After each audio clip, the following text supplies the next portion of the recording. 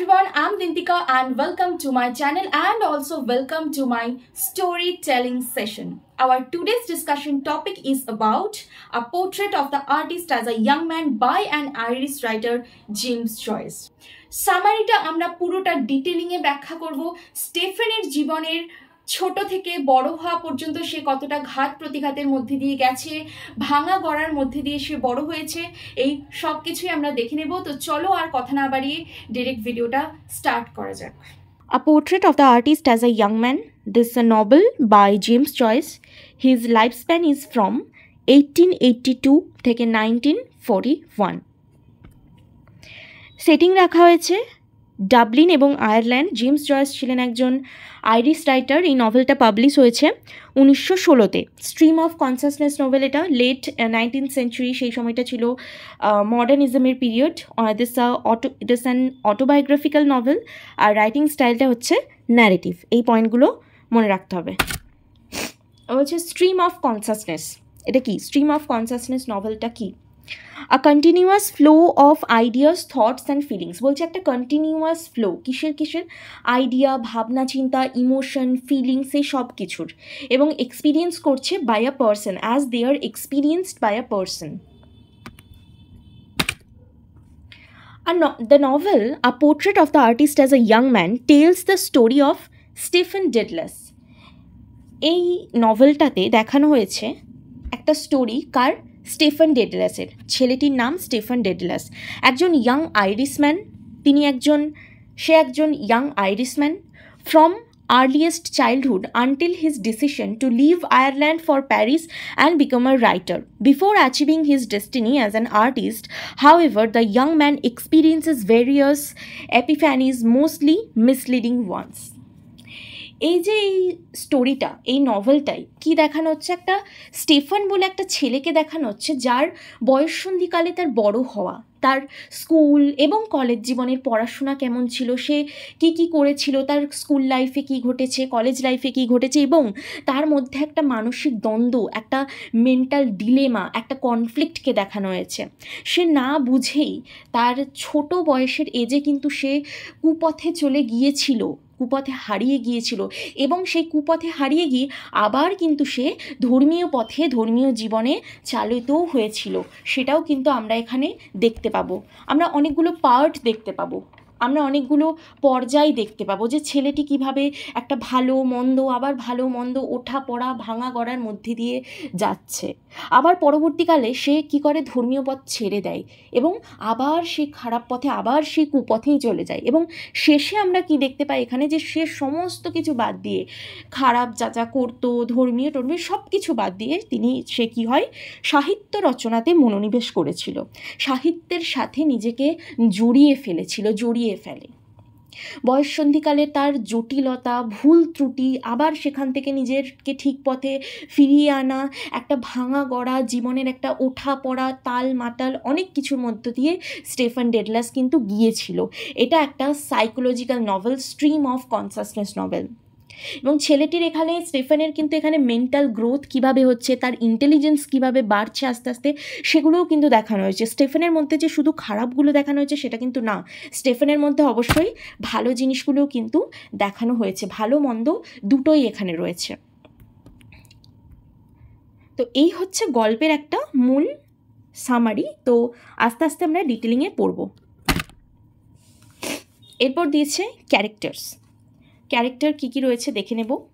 Main characters: স্টেফেন ডেডলাস, যে হচ্ছে protagonist এই নভেলের। তারপর আসছে সিমন ডেডলাস, স্টেফেনের বাবা। মেরি ডেডলাস, স্টেফেনের মা, তিনি খুব রিলিজিয়াস ছিলেন। এরপর 4 নম্বরে দেখতে পাচ্ছি এমা ক্লেরি, তার বিলাভেড, তার প্রেমিকা। তারপর আসছে দান্তে, আঙ্কেল চার্লস। দান্তে হচ্ছে আন্ট, আর আঙ্কেল চার্লস তার আঙ্কেল। ফাদার ডোনাল্ডকে দেখছি টিচার, তার স্কুলের টিচার ছিল, রেক্টর সেই স্কুলের প্রিন্সিপাল ছিল। আরেকটা ক্যারেক্টার আমরা দেখতে পাবো, সেটা হচ্ছে যে চার্লস পার্নেল। সেটিং তো রাখা হয়েছে ডাবলিন আর Ireland. Dublin is the capital and largest city of Ireland. আচ্ছা, তো গল্পের প্রথমে আমরা দেখতে পাচ্ছি ক্লঙ্গোস উড কলেজ। তো এখানে কি হচ্ছে? স্টেফেনকে একদম ছোটোবেলাতে এই স্কুলটাতে ভর্তি করা হয়েছিল এবং স্টেফেন কিন্তু এই স্কুলের হোস্টেলে থেকেই পড়াশুনো করত। সে যখন প্রথম স্কুলে ভর্তি হয় তার কিন্তু বন্ধু ছিল না খুব একটা মানে বন্ধু ছিলই না বলতে গেলে, এবং তার যারা ক্লাসমেটরা ছিল তারা কিন্তু স্টেফেনকে খুব বিরক্ত করতো, খুব পেছনে লাগতো। একদিন তো একটা বন্ধু কি করেছিল, তাকে পচা জলের মধ্যেই ফেলে দিয়েছিল এবং আস্তে আস্তে পরবর্তীকালে স্কুল যখন ধীরে ধীরে আরও এগোতে থাকে সে আস্তে আস্তে নিজেকে এই সব কিছুর সাথে মানিয়ে নেয় এবং ধীরে ধীরে বন্ধুও তার হতে থাকে। এরপর দেখানো হচ্ছে তার স্টেফেনের পরিবার কিন্তু ক্যাথলিক মতবাদে বিশ্বাসী ছিল। নেক্সট আসছে একটা ক্রিসমাসের ইভিনিং এবং শীতকালীন ছুটি, স্কুলে কিন্তু ছুটি রয়েছে। তো ক্রিসমাস ছুটি, স্টেফেন বাড়ি গিয়েছে, স্টেফেন আর স্কুলের হোস্টেলে নেই। তো বাড়ির বড়দের সাথে সে খাবার খেতে বসেছিল, যেটা ছিল তার বাড়ির বড়দের সাথে প্রথম খেতে বসা। তার সেই টেবিলে বাবা মা, তার আঙ্কেল যে আন্ট ছিল মানে দান্তে, আঙ্কেল চার্লস, তার বাবা সাইমন ডেডলাস, তার মা মেরি ডেডলাস, সবাই ছিল, সবাই মিলে। এবং সেখানে কি হচ্ছিল, খাওয়ার টেবিলে বসে রাজনীতি বিষয়ে আলোচনা করছিল, পলিটিক্স নিয়ে আলোচনা হচ্ছিল। তার পলিটিক্সে মানে তারা এটা আলোচনা করে যে প্রিস্টদের কখনোই পলিটিক্সে আসা উচিত না। এটা কে বলেছিল? এটা কিন্তু সাইমন বলেছিল, সাইমন ডেডলাস অর্থাৎ স্টেফেনের বাবা বলেছিল। তো সেটা শুনে আন্ট দান্তে কি বলছিল যে প্রিস্টরা পলিটিক্সে না এলে দুর্নীতিতে ভরে যাবে সমাজ, এই কথাটা বলেছিল দান্তে। এখানে আমার একটা কথা আছে, সেটা হচ্ছে একজন ভালো পরিষ্কার সাদা জামা পরা মানুষ যদি, সুগন্ধে ভরা মানুষ যদি নর্দমার জলটা পরিষ্কার করতে যায়, সে কিন্তু পরিষ্কার থাকে না, সেও নোংরাই হয়ে যায়। নর্দমার জল কখনো একজন ফ্রেশ মানুষ পরিষ্কার করতে পারে না, এটা আমার পার্সোনাল মত। তাই জন্য রিলিজিয়াস পার্সনদের কখনোই উচিত নয় পলিটিক্সে আসা। খারাপ জিনিসটাকে তারা কখনোই বদলাতে পারবে না, বরং তারা যখন ওই খারাপ জায়গাটায় ঢুকছে তারাও খারাপই হচ্ছে। নর্দমার জলটায় নেমে তো তাকে নর্দমার জলটা পরিষ্কার করতে হবে, সে তো ওপর থেকে পারবে না পরিষ্কার করতে। তাহলে সেই কাদা জলটা, সেই নোংরা, সেই পচা অনেক কিছু আবর্জনা ফেলা সেই নোংরা জলের গন্ধটা, সেই নোংরা জলটা তার গায়েও লাগছে, তার সাদা জামাটা আর সাদা থাকছে না। তো এটা আমার ওপিনিয়ন। যাই হোক, তো এই বিষয়টা নিয়েই কিন্তু তাদের মধ্যে দ্বন্দ্ব হচ্ছিল, বিভিন্ন ধরনের কথা কাটাকাটি হচ্ছিল। আস্তে আস্তে কিন্তু এই ক্রিসমাসের ইভিনিংটা কিন্তু ধীরে ধীরে খারাপ পর্যায়ে চলে যেতে থাকে। তারপর একসময় চার্লস পার্নেলের কথাও আসে, যেটা আমরা ক্যারেক্টারে অলরেডি পেয়েছি। সে একটা সংগঠনের নেতৃত্ব দিত, সে চাইতো যে ইংল্যান্ড থেকে আয়ারল্যান্ডকে মুক্ত করা। তার আন্দোলনটা ততক্ষণ পর্যন্ত ঠিক ছিল যতক্ষণ না পর্যন্ত তিনি একজন বিধবা মহিলাকে বিয়ে করেন, কারণ তারপর থেকেই তাকে কিন্তু অনেকে ফলো করা অর্থাৎ অনুসরণ করা বন্ধ করে দিয়েছিল। তো এই সমস্ত বিষয় নিয়েই খাবার টেবিলে বসে ডিসকাস হতে থাকে এবং তাদের এই সময় ডিসকাশন একসময় খারাপ পর্যায়ে পৌঁছায় এবং ক্রিসমাসের যে আনন্দটা ছিল সেটা কিন্তু এতক্ষণে চলে গেছে। এবং এই যে এতক্ষণ ধরে পলিটিক্যাল ব্যাপার নিয়ে এত আলোচনাগুলো স্টেফেন শুনতে থাকলো, এতে কিন্তু স্টেফেনের মেন্টাল ইন্টেলেকচুয়াল গ্রোথ হয়, অনেকটাই গ্রোথ হয় এই সমস্ত বিষয় নিয়ে। এরপর দেখতে পাচ্ছি His Christmas vacation is over and back to school. এবার দেখানো হচ্ছে যে স্টেফেনের ক্রিসমাসের কিন্তু ছুটি শেষ হয়ে যায় এবং সে আবার যথারীতি স্কুলে ফিরে আসে। স্কুলে এসে সে জানতে পারে যে প্রিন্সিপালের ক্যাশ বক্স থেকে কিছু টাকা চুরি হয়ে গেছে এবং শিক্ষকরা সেই স্টুডেন্টদের প্রতি রেগেও যায়।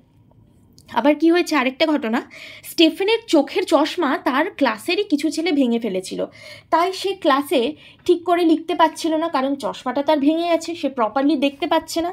আর ফাদার ডোনাল্ড যে তার টিচার ছিল সে কি করে, তাকেই আবার বকাবকি করে, সে লিখতে পারছে না সেই জন্য।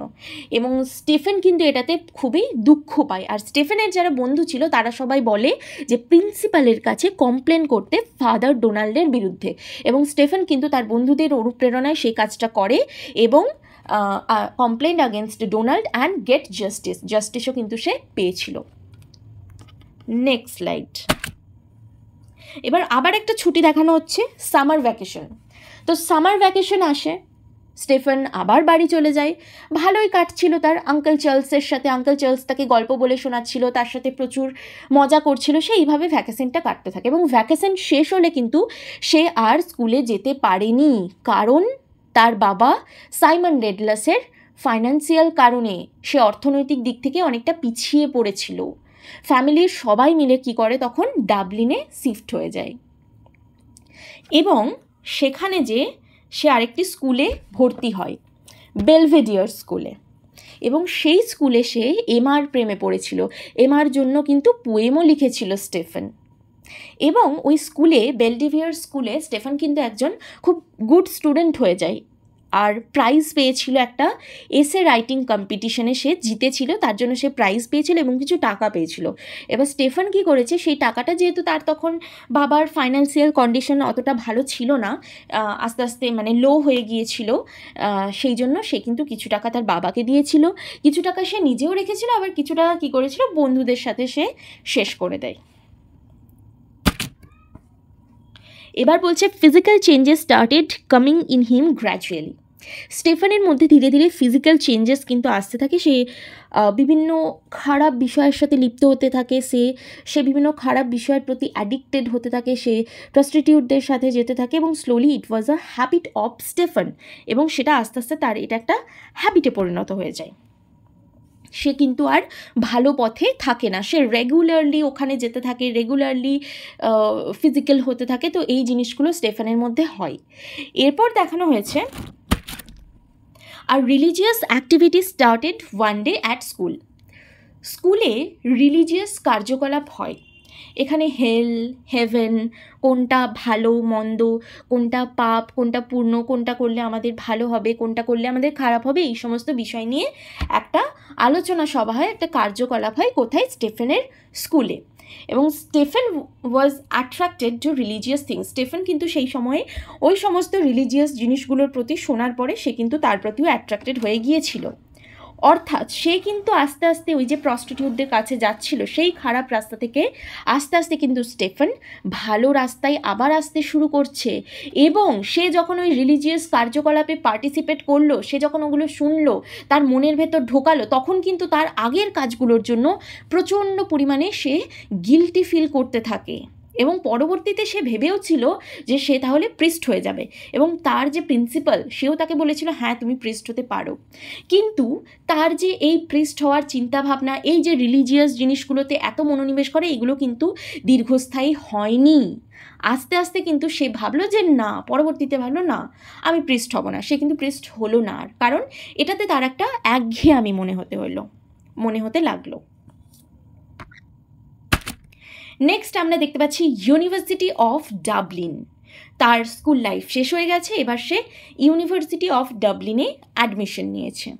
এবং সমুদ্রের ধারে ঘুরতে যেয়ে একদিন সে দেখলো যে একটা মেয়ে, এবং তাই সেই মেয়েটাকে দেখে কিন্তু স্টেফেনের মনে খুব আনন্দ হয়, খুব অনুরাগ জন্মায়। তো এরপর আমরা শেষের দিকে চলে এসেছি একদম গল্পের। Then finally he thought of becoming a writer. তো একদম আমরা গল্পটির শেষে, নভেলটির শেষে দেখতে পাচ্ছি যে স্টিফেন ডিসাইড করে যে he will be a writer, সে একজন লেখক হবে। তারপর থেকে সে তার পড়াশোনা এবং অন্যান্য অ্যাক্টিভিটি যেগুলো ছিল সেগুলোর ওপর থেকে মনোনিবেশ সরিয়ে নেয়, আর তার ওগুলোতে মন থাকে না। সে এতদিন ধরে যা যা করে উঠেছে, তার ভালো খারাপ, তার ভাঙা গড়া, ওঠা পড়া, মানসিক দ্বন্দ্ব, মেন্টাল কনফ্লিক্ট, বিভিন্ন ধরনের সব কিছু থেকে সে নিজেকে আস্তে আস্তে সরিয়ে নেয় এবং সমস্ত তার ধ্যান, জ্ঞান, চিন্তা, মনোনিবেশ সব কিছুটাই কিসে দেয়? রাইটার হওয়ার দিকেই দেয়।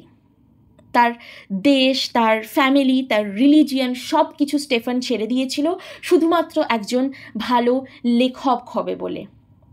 সে তাই এই সমস্ত বাঁধনে বেঁধে থাকেনি, তার দেশ, ফ্যামিলি, রিলিজিয়ান সব কিছু ছেড়ে দিয়েছিল। তার একটাই ধ্যান জ্ঞান ছিল, তাকে একজন ভালো রাইটার হতে হবে।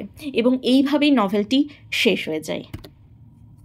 এরকম স্টোরি টেলিং সেশন আরও পেতে আমার চ্যানেলটাকে সাবস্ক্রাইব করে রাখো।